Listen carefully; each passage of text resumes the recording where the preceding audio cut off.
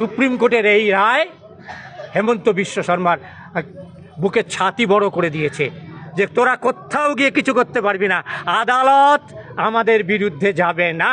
বিদ্বেষের ব্যাপারে হেমন্ত বিশ্ব শর্মা মিয়াদের কষ্ট দেয়া, মানে মিয়া মানে বাংলাভাষী মুসলমানদের আসামে মিয়া বলে, মিয়াদের কষ্ট দেওয়াটা আমার কাজ।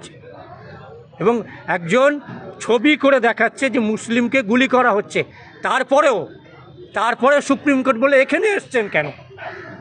ভাবুন, এখানে এসছেন কেন? কোথায় যাবে মানুষ?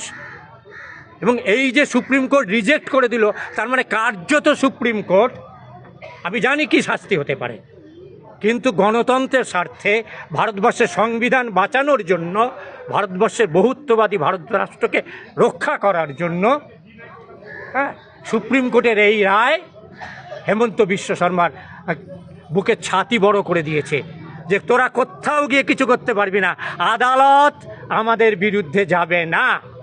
ঠিক সেই কারণেই দেখুন বিহারে এসআইআরকে নিয়ে যে মামলা হয়েছে, আজও তার রায় হয়েছে। বিহারে কাজ কিছু, বিহার দখল করাটা হয়ে গেছে এবং বিহারে 14 লক্ষর বেশি ফলস ভোটার, কোথাও শুনেছেন যে নির্বাচন কমিশন নিজে ফলস ভোটার ঢোকাচ্ছে?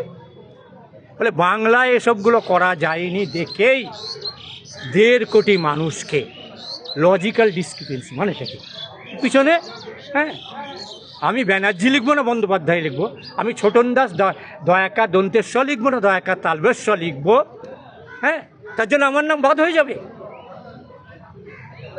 বাদ দেওয়াটা কি নির্বাচন কমিশনের কাজ? নির্বাচন ঘোষণাই হয়নি, তারা